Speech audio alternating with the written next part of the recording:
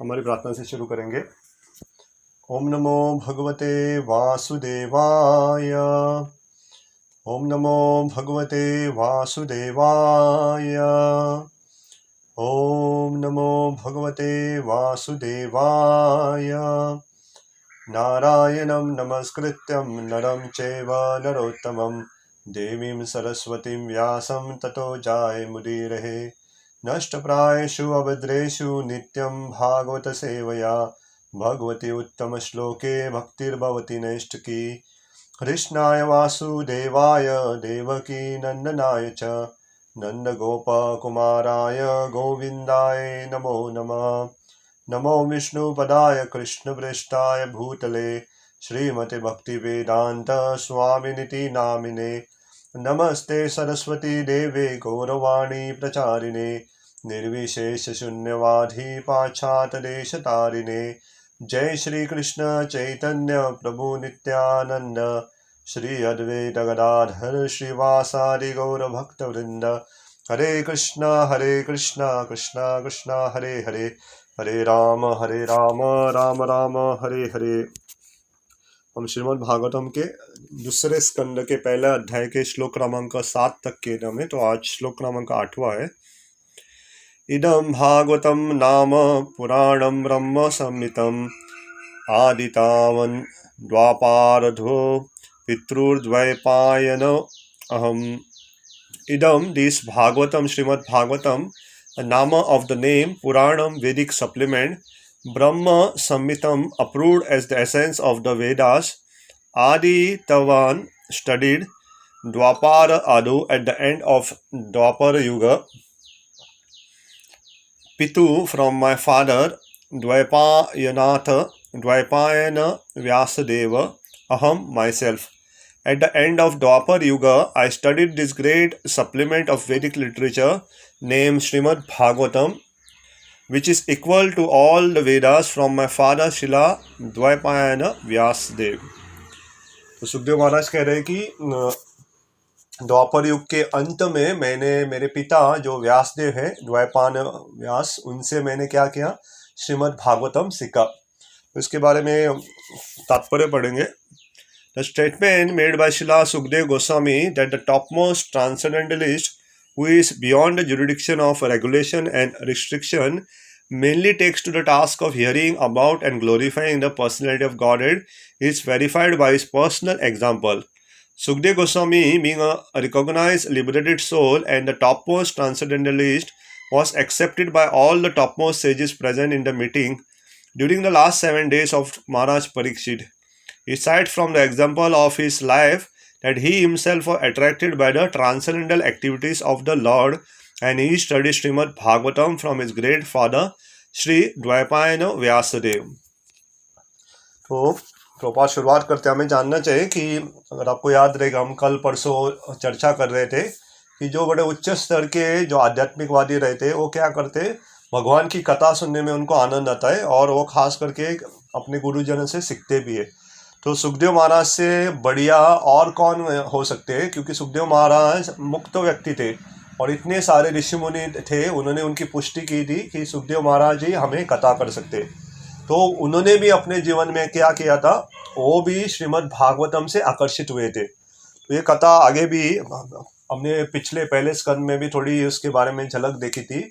इस सुखदेव महाराज का जन्म होते ही निकल पड़ते, चलते लगते, तो उनके पिता व्यासदेव उनके पीछे थोड़े अपने शिष्यों को भेजते और शिष्य श्रीमद् भागवतम गा रहे थे और सुखदेव महाराज जो जा रहे थे श्रीमद् भागवतम के श्लोक सुन के वापस आ जाते और बाद में अपने पिता से श्रीमद् भागवतम सुनते। तो हमें जानना चाहिए श्रीमद् भागवतम केवल एक नए भक्त के लिए नहीं है, ये उच्च स्तर के महाभागवत भी उनमें आनंद लेते।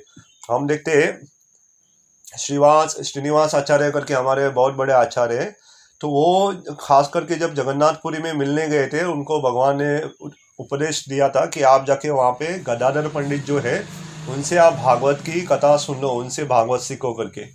तो जैसे वो गदाधर पंडित के पास जाते हैं तो गदाधर पंडित के पास भागवतम था, लेकिन चैतन्य महाप्रभु और गदाधर पंडित इतना भागवतम पढ़ते थे, ऐसा कहा जाता है एक एक लीला को 100 से बार 108 बार ऐसी लीला पढ़ते थे, वर्णन करते थे। और दोनों के आंखों से आंसू आते थे और इतना आंसू आते थे भागवतम के ऊपर, इतना आंसू गिर गिर के उनकी जो ये तिछाई थी, जो भी लिखा हुआ था वो पूरा मिट गया था, तो केवल वो कोरा कागज बचा हुआ था। तो गदाधर पंडित कहते हैं कि आप जाओ और बंगाल में जाके क्या करो, आप उनसे लिख के भागवतम लेके आओ और बाद में आप जब आओगे तो हम यहाँ पे चर्चा करेंगे। तो श्रीनिवास आचार्य जाते हैं और वापस जब तक आते हैं तो गदाधर पंडित ने वो वापस भगवत धाम गए थे, उन्होंने अपने शरीर को छोड़ दिया था।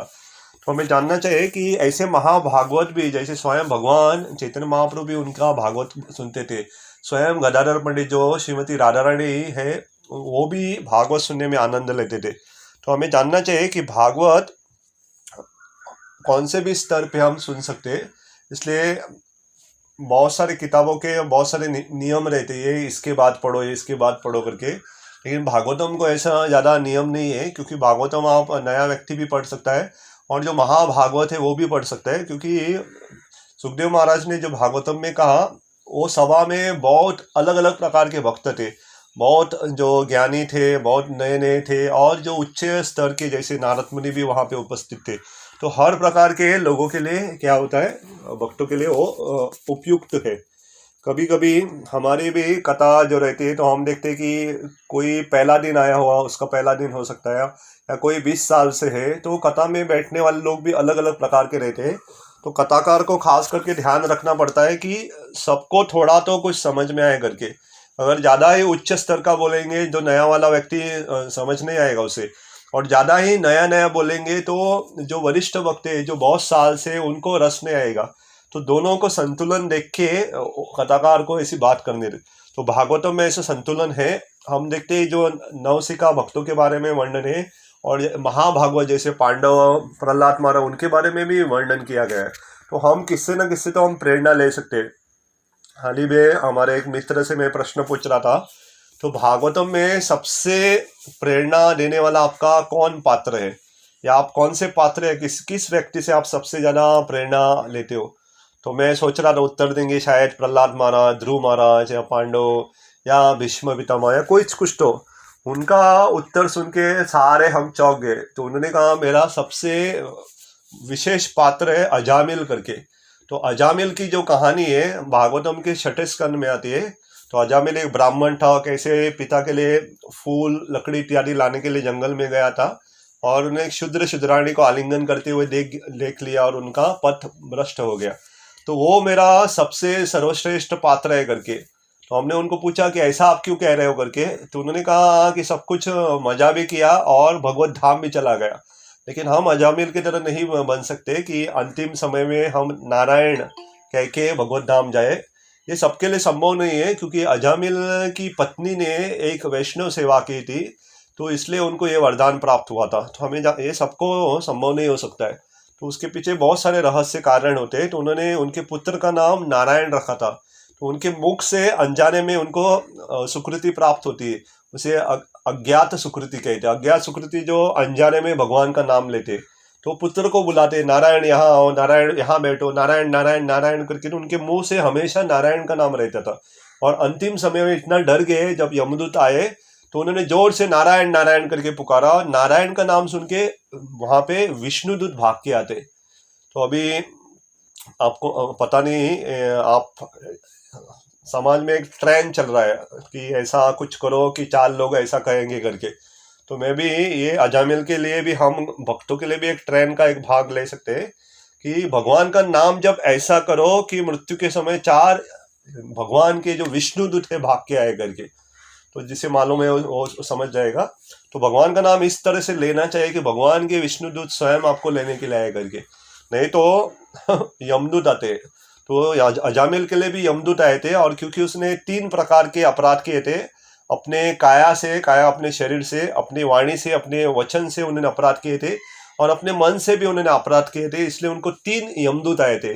लेकिन उन्होंने भगवान का नाम लिया जिसमें 4 अक्षर है, नारायण करके। तो जैसे वो नारायण कहते तो 4 विष्णुदूत आते वहां पे, और बड़ा वहां पे वार्तालाप है, और यमदूत इनके पास जाते, वापस जाते अपने स्वामी जो यमराज है उनके पास जाते, और उनको यमराज जी कहते हैं कि हाँ करके, मुझसे भी कोई बड़ा है करके। नहीं तो यमदूतों को लग रहा था वहाँ कि यमराज ही सबसे बड़े है करके। इसलिए हमें जानना चाहिए कि हम कभी कभी छोटे इसमें रहते हैं तो हमें लगता है कि वो हमारा स्वामी सबसे बड़ा है करके। ब्रह्मा जी को भी लग रहा था कि मैं ही सबसे बड़ा हूँ करके। तो भगवान कृष्ण ने उनको इतना नम्र बनाया कि द्वारका में जब वो मिलने आते हैं तो ब्रह्मा जी से पूछते हैं कि कौन से वाले ब्रह्मा आए हो करके, तो वो और कितने सिर है आपको करके। तो ब्रह्मा जी बड़े गर्व के साथ कहते मैं 4 सिर वाला ब्रह्मा हूँ करके। तो भगवान कृष्ण सारे बाकी ब्रह्मा को बुलाते, किसी के 8 सिर थे, किसी के 16, किसी के 32, किसी के 64 सिर थे, किसी के 108 सिर थे, किसी के हजारों में सिर थे। तो इतने सिर वाले ब्रह्मा को देख के जो हमारे ब्रह्मा है जिसके 4 ही सिर है वो लज्जित हो जाते, समझ में आता है उनको कि मैं यहाँ पे मैं किस खेत की मिलूँ, मैं बहुत छोटा हूँ करके। कभी कभी हम छोटा कुछ कर देते हैं और हमें लगता है हमने कुछ बहुत बड़ा कर लिया करके, लेकिन हम बहुत छोटी है, भगवान की सृष्टि में कुछ है ही नहीं। इसलिए हम जो बड़े आचार्य रहते हैं हमसे उनको सीखना चाहिए। तो ब्रह्मा जी को जब पता चलता है उनसे बहुत बड़ी गलती हुई, उन्होंने कहा कि मैं अभी एक ऐसे अवतार में आऊंगा जो शूद्र के भी बाहर, जो समाज के, जो वर्णाश्रम धर्म के बाहर के इसमें उनका जन्म हुआ। तो ब्रह्मा जी आते हरिदास ठाकुर के रूप में, जो यवन जाति में पैदा हुआ था और उसे सनातन धर्म में उसे बाहर की जाति माना जाता है। तो ऐसे नम्र जाति में आए ताकि भगवान के नाम को आस्वादन कर सके, और रोज वो भगवान का नाम 3 लाख बार लेते थे। तो क्या किसी की क्या छाती है, किसी को संभव है कि रोज 3 लाख नाम करना? तो रोज अगर कोई 3 लाख नाम करता है तो उसे कम से कम 18 से 22 घंटे लगते हैं। और आप सोचोगे कब खाऊंगा मैं, कब पीऊंगा, कब सोऊंगा, कब काम करूंगा। तो हरिदास ठाकुर रोज भगवान का नाम करते थे 3 लाख नाम। और उसकी भी एक पद्धति थी, 1 लाख नाम वो हम जैसे करते उपामसु जपा कहते कि इतना जोर से करो ताकि बाजू में बैठा वाला वो सुन सके, जैसे हम चैंटिंग करते उसे उपामसु जपा कहते। दूसरे 1 लाख नाम वो मानसिक करते थे, अपने मन में करते थे। तो ये हमें करने के लिए नहीं कहा, क्योंकि मानसिक करते करते बहुत वक्त सो जाएंगे, इसलिए ऐसे उपामसु करते सो जाते, तो मानसिक करेंगे तो सो ही जाएंगे। तो और तीसरे प्रकार के वो नाम जप करते उसे कहते हैं संकीर्तन। संकीर्तन का मतलब जोर से करना, जोर जोर से करना ताकि सारे पड़ोसी पूरे गांव भर सुनाई दे, उसे कहते हैं संकीर्तन। तो तीनों प्रकार के वो नाम जप करते थे और 1-1 लाख करते थे। तो ऐसे 1-1 लाख करके उनके 3 लाख नाम और रोज करते थे वो। तो वापस आएंगे तो भागवत से हम चैतन्य चरितामृत में गए। तो Shrimad Bhagavatam, so that matter or other scientific literature cannot be studied at home by one's own intellectual capacity. Medical books of anatomy or physiology are available in the market, but no one can become a qualified medical practitioner simply by reading such books at home. तो प्रोपा उदाहरण देते हैं कि भागवत केवल किताब होने से पर्याप्त नहीं है। भागवत आपको कौन से मंदिर में जाओगे आपको भागवत मिल जाएगा, लेकिन भागवत हमेशा गुरु के निरीक्षण में सुनना चाहिए। जैसे प्रोपा उदाहरण देते हैं, जो मेडिकल, जो डॉक्टर्स, वैद्य के जो किताबें रहते हैं वो मार्केट में मिल जाती है, लेकिन केवल वो पढ़ने से एक व्यक्ति डॉक्टर नहीं बन सकता, एक वैद्य नहीं बन सकता है। तो मैं भी आयुर्वेद में जाता हूँ, तो आयुर्वेद में भी अलग अलग मिश्रण रहते हैं। तो कोई भी ऐसे ही नहीं दे सकता, कि उसके देने के पीछे उसका पर्याय भी रहता है। तो दोनों पर्याय जान के आपको देना होता है कि एक ही तरफ का दे दिया, थोड़े उष्ण रहते, गर्म रहते, थोड़े ठंड रहते, तो शीत उष्ण क्या है जानना चाहिए, उसका परिणाम क्या होगा सब जानना चाहिए, बाद में आप दवाई दे सकते हैं। ऐसा ही नहीं, तो वैसे ही केवल किताब होने से पर्याप्त नहीं है, आपको किसी से तो सीखना चाहिए, वो है गुरु। तो भागवत हमें गुरु से सीखना चाहिए, और सुखदेव महाराज ने अपने पिता जो व्यासदेव उनके गुरु भी है तो उनसे सीखा। तो one has to be admitted to the medical college and study the books under the guidance of a learned professor. Similarly, Srimad Bhagavatam, the postgraduate study of the science of Godhead, can only be learned by studying it at the feet of a realized soul like Srila Vyasadeva. Although Sukdev Goswami was a liberated soul from the very day of his birth, and still had to take lessons of Srimad Bhagavatam from his great father Vyasadeva, who compiled the Srimad Bhagavatam under the instruction of another great soul, Sri Narada Muni. तो प्रभुपाद यहाँ पे दूसरा उल्लेख करते हैं कि ठीक है, आपको सीख लिया। तो यहाँ पे सुखदेव महाराज जो थे ना, पहले से एक मुक्त व्यक्ति थे, उनको ऐसा नहीं था, आता नहीं था, लेकिन फिर भी उन्होंने अपने उदाहरण सिखाया कि अगर आपको कुछ भी ज्ञान लेना है तो गुरु की आवश्यकता है। तो भगवान कृष्ण भगवद गीता में भी उसी भाव को अर्जुन के अंदर देखना चाहते। तो अर्जुन ने जब शरण ली भगवान की तो तुरंत भगवान उनका मार्गदर्शन करते, नहीं तो भगवान हंस रहे थे। अगर आप मुझे लगता है कल हमारे एक भक्त है मोरजिम के देवदत्त प्रभु, तो अलग अलग वीडियो भेजते रहते, तो उन्होंने कल एक सुंदर वीडियो भेजा था कि अब अलग अलग प्रकार के हास्य रहते। तो थोड़ा बिना दांत दिखाए हास्य को एक शब्द रहता है, तो थोड़ा दांत दिखा के हास्य उसे स्मिता कहते। तो भगवान जब हंसते थोड़ा दांत दिखाते तो उसे स्मित। भगवत गीता में ऐसे ही हंस रहे थे तो बाकी थोड़ा पूरा दांत दिखा के, उसके चौथा वाला है दांत दिखा के भी उसके आपके कंधे इत्यादि हिलते हैं, और आखिरी में आंसू आते हैं आपके से, और सबसे उच्च स्तर का कि आप कूद कूद के तालियां मारते हो। अगर किसी ने नहीं देखा तो वीडियो देख सकते हैं, अलग अलग संस्कृत के उसे विश्लेषण रहते हैं हास्य को। तो ये जो भगवान हंस रहे थे कि भगवान चाहते थे कि अर्जुन शरणागति ले करते। तो अर्जुन जब कहते हैं कि मुझे नहीं होता है, मैं समझ में नहीं आ रहा है क्या करते हो, तत्विधि परिपाते न परिप्रश्न ने सेवया उपदेक्षाति ज्ञाते ज्ञानम ज्ञानिनम तत्वदर्शनम। तो जो ज्ञान वाले व्यक्ति रहते, जब हम ऐसे शरण लेते तो क्योंकि उन्होंने सत्य को देखा हुआ रहता है, तो वो हमें मार्गदर्शन कर सकते। और वो गुरु, तो भगवान कृष्ण अर्जुन के गुरु के रूप में बने, लेकिन वो स्वयं भगवान भी थे। तो हमें गुरु की जब हम शरण लेते तो सारा ज्ञान प्राप्त होता है। तो सुखदेव महाराज ने भी अपने पिता अपने और उनके गुरु भी थे, उनकी शरण ली। और व्यासदेव ने भी अपने गुरु से ही सिखाया, जो है नारद मुनि। तो व्यासदेव ने भी अपने गुरु से सीखा, इसलिए इसे कहते हैं गुरु शिष्य परंपरा। जो ज्ञान हमारे गुरु से आता है वो शिष्य से अपने उनके शिष्यों में, या उनके गुरु ने उनके गुरु से सिखा रहेगा, तो उसे गुरु शिष्य परंपरा कहते हैं। और इसलिए जो ज्ञान है वो मिश्रित नहीं होता या अशुद्ध नहीं होता है। जो भी भगवान कृष्ण ने ज्ञान दिया, इसलिए प्रभुपाद ने भगवत गीता के सामने क्या लिखा है, यथारूप, या मराठी में जशी आहे तशी है, इंग्लिश में एज इट इज। जैसे भगवान कृष्ण ने कहा वैसे मैं कह रहा हूं, मैं मेरा खुद का कुछ नहीं डाल रहा हूं और कुछ भी निकाल नहीं रहा हूं। भगवान कहते हैं कि मेरी शरण ले लो, तो प्रभुपाद कहते हैं कि कृष्ण की शरण ले लो। प्रभुपाद ये नहीं कह रहे कि मेरी शरण का मतलब प्रभुपाद की शरण ले, ऐसा नहीं कह रहे हो। वो कह रहे कि कृष्ण की शरण ले लो करके। क्योंकि बहुत बार ऐसे जो गुरु आ जाते हैं, वो कभी कभी भगवान की व्याख्या को थोड़ा उसे तोड़ मोड़ देते और कहते हैं, भगवान कहते हैं मेरी शरण ले लो, गुरु कहता मेरी शरण का मतलब मेरी शरण ले लो। मेरी शरण का मतलब गुरु की शरण नहीं है, मेरी शरण का मतलब हो जाता है भगवान की शरण। लेकिन हमें जानना चाहिए कि भगवान बहुत प्रसन्न होते हैं कि अगर उनके पार्षद खास करके गुरु की सेवा करें, और भगवान चाहते हैं कि मुझसे भी ज्यादा या उनसे ज्यादा उनकी पार्षदों की सेवा करें, इसलिए हम गुरु की सेवा करते हैं। तो ये दोनों पहलू जानना चाहिए। और कोई भी गुरु हो या हमारे स्तर भी, हमें कभी नहीं सोचना चाहिए कि हम ही भगवान है करके। तो ये शुरुआत में नहीं होता है, लेकिन थोड़े बाद में सूक्ष्म रूप से हमें लगता है कि भगवान होना हम नहीं सोचेंगे।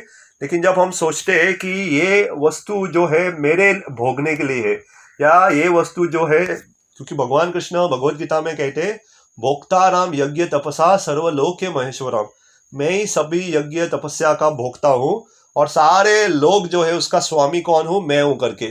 तो हम भगवान है ऐसा कब सोचते हैं? अगर कोई घर का मालिक है, वो सोचता है ये जो मैंने ये फ्लैट लिया है, खरीदा है, मैंने खरीदा है, ये गाड़ी मेरी है, ये घर मेरा है, ये बीवी बच्चे मेरे हैं, तो ये मेरा मेरा मेरा जब कर देता है तो वो स्वामित्व की भावना आ जाती है। या अगर कोई सोचता है कि भगवान को भोग लगाने से पहले कुछ खाने का सोचता है, कहता है अरे ये अभी बारिश का मौसम आया है तो चलो पकौड़ा बन के खाता हूँ करके।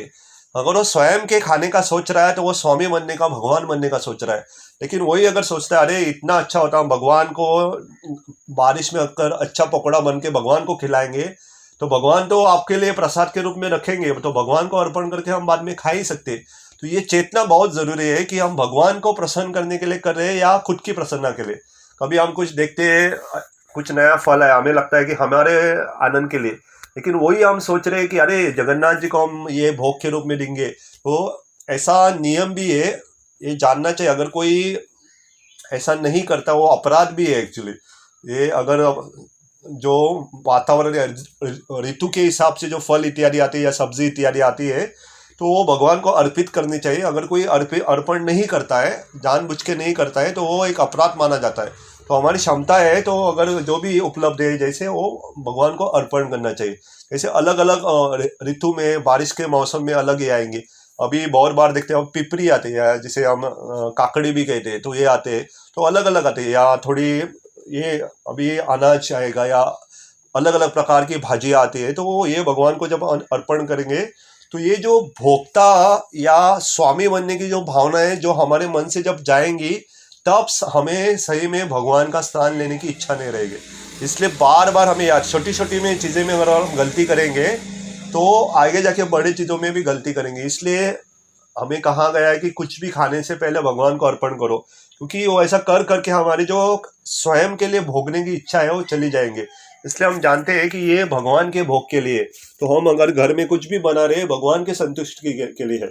और हमने कुछ लाया भी, ऐसा कहा जाता है, प्रभुपाद भी कहते हैं कि कुछ भी हम नया खरीदते हो भगवान को अर्पण करना चाहिए। तो मुझे याद है कि हमारे मुंबई के मंदिर में भी एक व्यक्ति आए थे, तो उन्होंने ये गीता कोर्स रहता है 6 दिन का, वो किया था। और उसने वो सुना था कुछ भी नया लाते हो तो क्या करो, भगवान को अर्पण करो। तो उन्होंने, वो बॉक्सर थे और उनके बॉक्सिंग ग्लव्स लाए थे, तो उन्होंने कहा कि पुजारी को ये जाके भगवान को अर्पण करो। तो पुजारी डर गए, ये क्या है करके, पहली बार किसी ने बॉक्सिंग ग्लव्स भोग लगाने के लिए दिया है करके, या भगवान को दिखाने के लिए।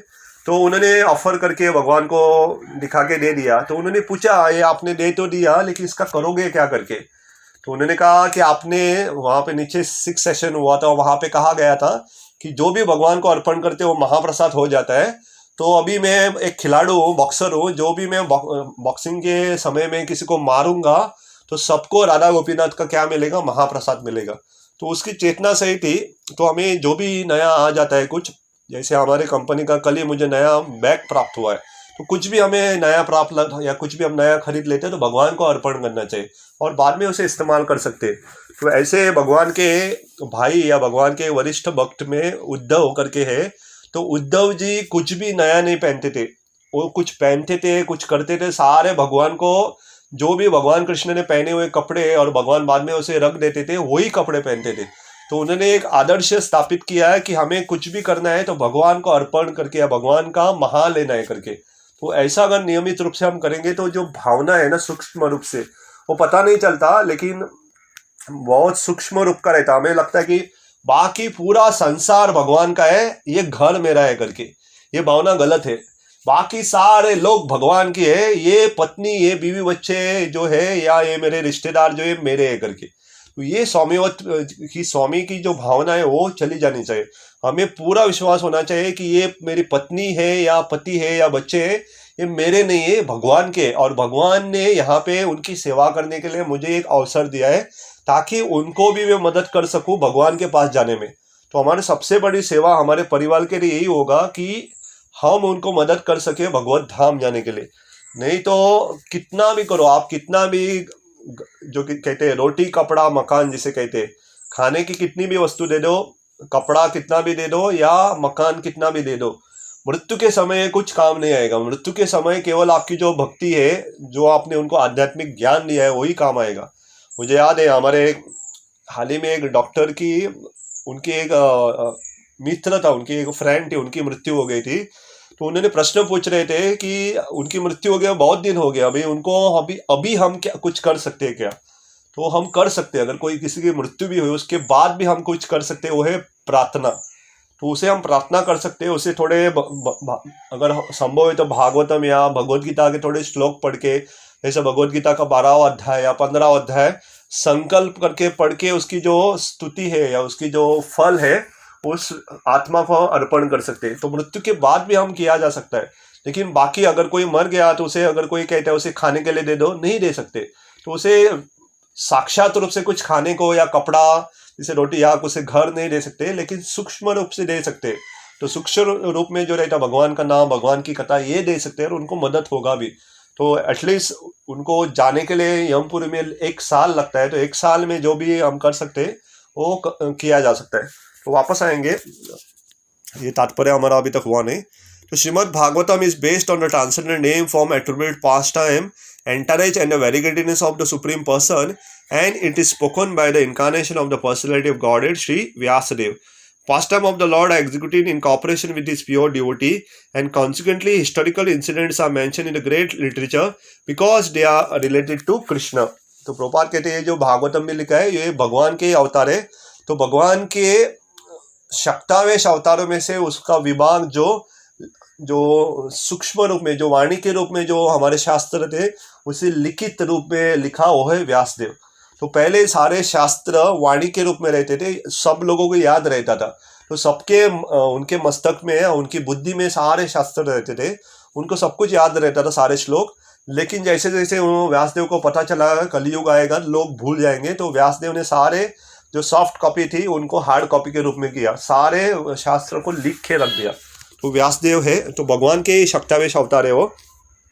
तो Shrimad Bhagavatam the sound representation of the Lord, because it was spoken by the incarnation of the Lord about the activities of the Lord. As stated in the beginning of this book, it is the essence of the Vedic desire tree and a natural commentation on the Brahma Sutra, the topmost philosophy thesis of the subject matter of Brahman. तो वेदांत सूत्र जो है, तो भागवतम इसके ऊपर प्राकृतिक ये है, तात्पर्य है। तो वेदांत सूत्र में बहुत बार कहता हूँ, ये बहुत बड़े सूत्र है जिसे हजार श्लोक में सूक्ष्म रूप में एक श्लोक के रूप में उसे दिया गया है। और उसे हम जब खोलते हैं तो जैसे जिप फाइल रहते, उसे अनजिप करते बहुत बड़ा हो जाता है। तो एक एक श्लोक को बहुत उसके अर्थ रहते हैं, उसे वेदांत सूत्र कहते हैं। तो व्यासदेव ने इसके ऊपर तात्पर्य लिखा है, वो है भागवतम। तो बहुत जो आदि शंकराचार्य या उनके जो पार्षद इत्यादि है, वो वेदांत सूत्र के ऊपर चर्चा करना पसंद करते हैं।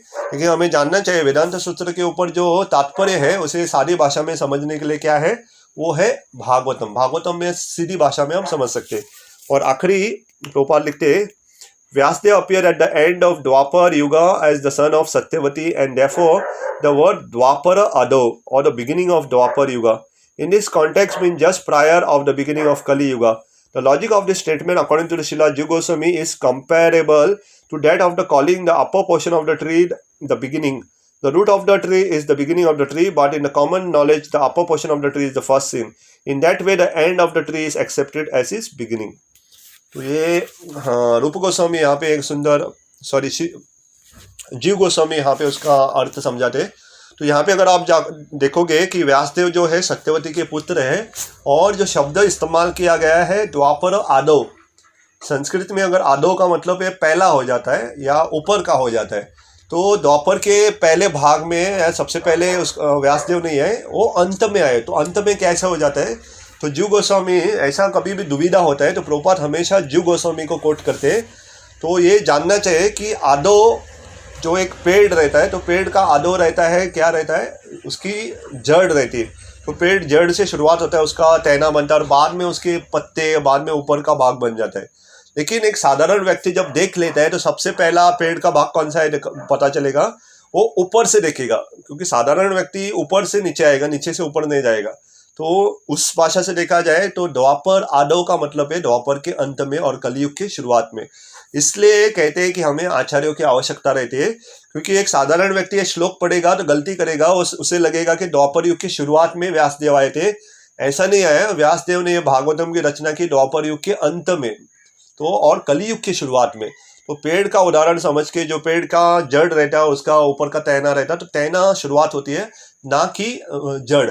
लेकिन सही बुद्धिमान व्यक्ति जानता है कि जड़ ही शुरुआत है, जड़ से पेड़ बनता है। लेकिन शास्त्र की दृष्टि से देखा जाए तो ऊपर से नीचे आता है, ना कि नीचे से ऊपर। तो थोड़ा कन्फ्यूजन है, लेकिन कन्फ्यूज नहीं होना चाहिए। हमें जानना चाहिए कि द्वापर युग के अंत में है भागवतम है लिखा है करके। तो इसलिए संस्कृत एक ही शब्द के बहुत अर्थ रहते हैं, इसलिए हमें गुरु की आवश्यकता है। तो ये श्लोक में भी यहाँ पे गुरु के बारे में उल्लेख किया गया है कि जैसे व्यासदेव से सुखदेव महाराज ने सुना है, इसलिए हमें कुछ दुविधा हो जाते हैं तो गुरु से प्रश्न पूछना चाहिए और उसे दुविधा को सुलझाना चाहिए। तो ऑलरेडी समय हो चुका है।